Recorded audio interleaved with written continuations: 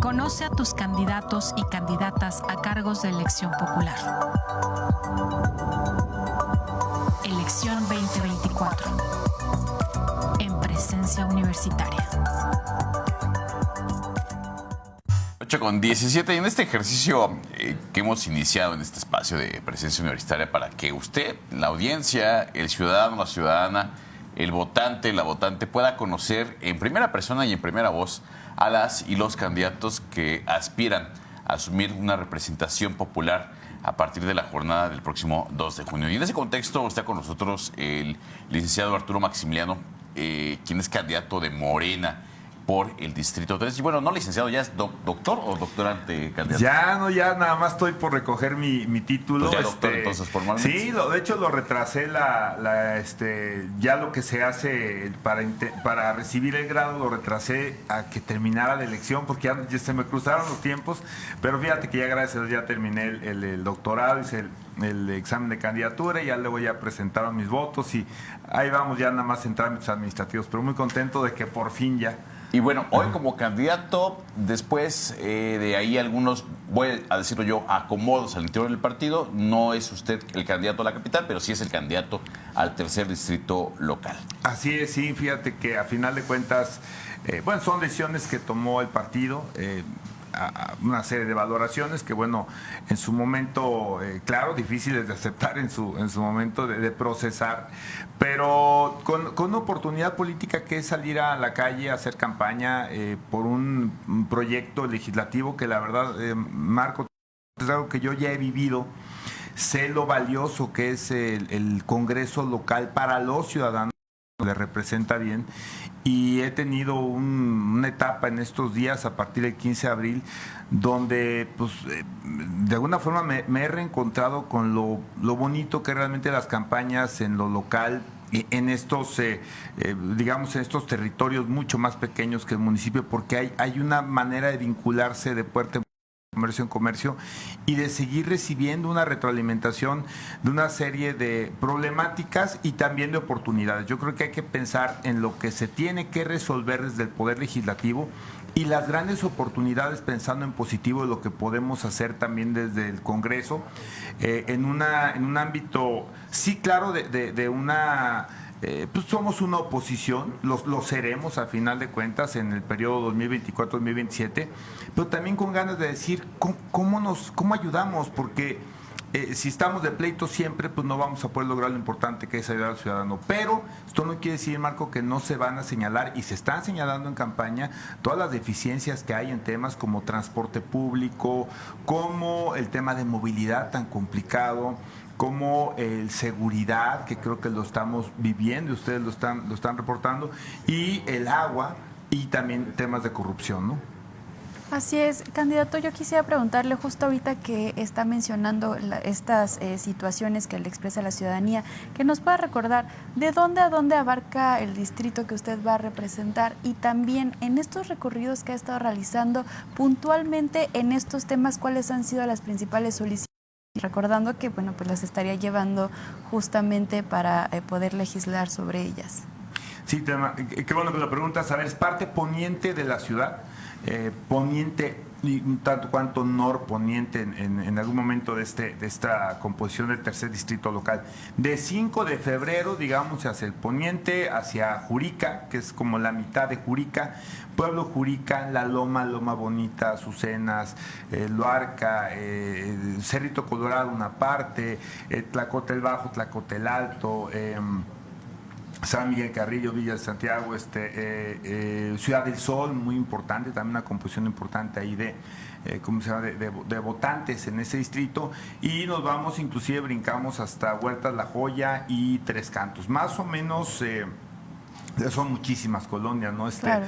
Pero a final de cuentas, por ahí más o menos podemos entender que es precisamente la parte poniente de la ciudad de Querétaro.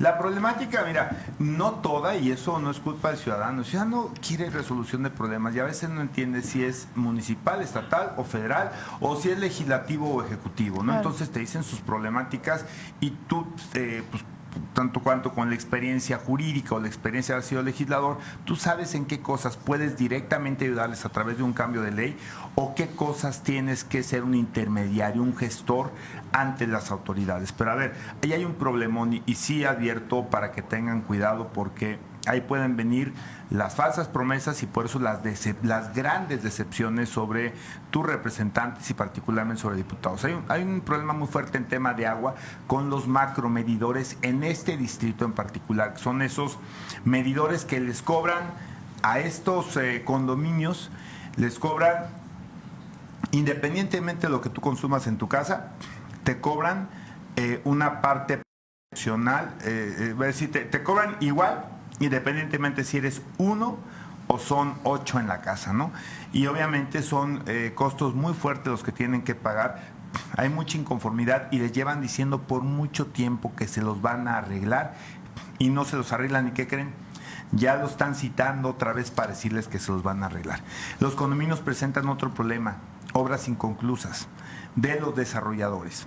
Y ahora están pidiendo que se les resuelva por parte del gobierno, quien a manera de dádiva pues van y les hacen algunas composturas que le correspondían al desarrollador, y es parte de este vínculo que a veces tiene lazos de corrupción entre funcionarios que aprobaron cosas y dejaron que estos desarrolladores se fueran sin cumplir, confianzas vencidas. Y ahora parece que les hacen un favor dándoles de poquito en poquito composturas de lo que no hizo el desarrollador. Y eso es muy grave y eso es electorero. Entonces, sí son situaciones. El tema de las rutas de transporte también es algo que nos han mencionado mucho.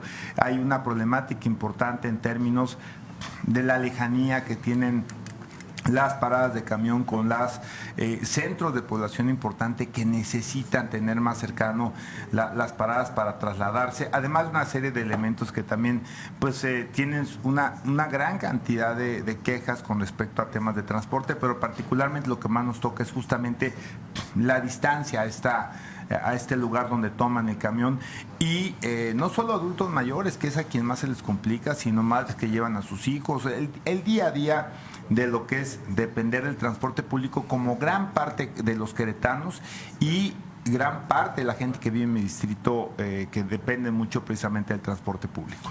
Hablando de campaña de contraste, candidato, ¿cómo poder medir el desempeño legislativo? Es decir, hoy tenemos un sinnúmero de candidaturas que salen a buscar el voto para ser legisladores o legisladoras.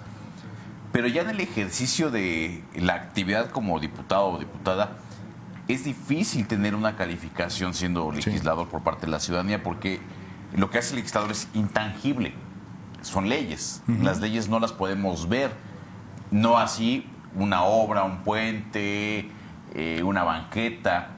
¿Cómo generar reflexión para que el ciudadano, la ciudadana pueda calificar en un futuro el desempeño de su legislador? Mira, se pueden ver, pero sobre todo se pueden sentir.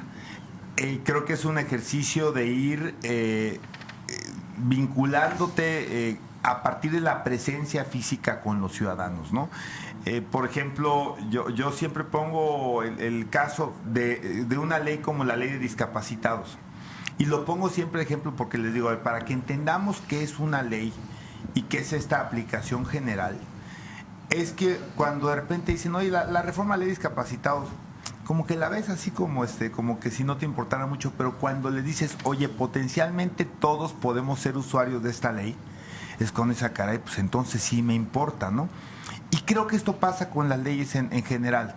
Es decir, tenemos que concientizar a los ciudadanos que tener un buen marco jurídico, ser buenos legisladores y reflejar lo que la gente te dice en el día a día en nuevas leyes o reformas a las existentes es bien importante. Necesitamos meternos a trabajar ahí, a donde están las familias, donde están los ciudadanos, porque creo que ese es el reclamo. No regresan, no nos explican las cosas, no nos explican antes de votar. Yo hace mucho tiempo, cuando fui legislador, traté de hacerlo, no había redes sociales y era muy complicado, pero de alguna forma lo hacíamos con buzones físicos. Ahora están las redes sociales y creo que es una manera de que la gente entienda nuestra función legislativa cómo reflejamos sus solicitudes, sus peticiones, sus necesidades, sus expectativas, cómo los metemos en ley y cómo también apretamos muchas situaciones a partir del marco jurídico. El tema de seguridad. Dice la gente, oye, ¿por qué la ley permite que gente que agarran cometiendo un delito esté libre a las 24 horas, 48 horas? No, y si la gente solo se lo explica en que la ley se los permite. Y efectivamente, bueno, nos dicen, tenemos que revisar o tienen ustedes que revisar qué está pasando, por qué los que somos, a final de cuentas, las víctimas somos los que no delinquimos y estamos rehenes de nuestra casa o rehenes de horarios en los cuales ya no puedes salir, y por qué los que delinquen sí pueden estar ahí en la calle, ¿no? Entonces, explicar la ley es una cuestión que tiene que ser didáctica por parte de los legisladores y de los funcionarios públicos en general, y creo que a partir de esa cercanía, de sí regresar, de generar foros ahí en sus colonias, no en la legislatura, sino ir a las colonias, a las comunidades y explicarles. A nosotros nos piden mucho que les expliquemos, por ejemplo, la diferencia entre un condominio y un fraccionamiento. Porque la gente a veces compra en condominio y nunca tuvo claridad de las obligaciones que sí tienes como condominio, ¿no? Creo que esa es la parte que a mí me gustaría muchísimo volver a hacer, porque lo hicimos. Llevar la legislatura más cercana a la gente de una forma que podamos explicarla para que se entienda y este vínculo entre legislador y representado sea cada vez más estrecho. Candidato, pues prácticamente nos quedan 2 minutos, minuto y medio para esta entrevista. ¿Algún mensaje final hacia el electorado, hacia la ciudadanía, que es finalmente lo que están buscando los candidatos y candidatas en este proceso electoral que estamos viviendo? Pues mira, Marco, Telma, yo les diría, primero ya lo puedo hacer, les pido el voto, por supuesto, por su servidor en el tercer distrito local como diputado, por nuestros candidatos de Morena y los que vamos también aliados, y por supuesto que la gente nos expresa y no hay que tener miedo, los queretanos no tenemos miedo a un cambio, hace falta más representación de la oposición para poder, mediante el diálogo, generar mejores condiciones para Querétaro. Entonces, ese es realmente el llamado que hago, y decirles que al margen inclusive de preferencias políticas, salir a votar es muy importante el día 2 de junio.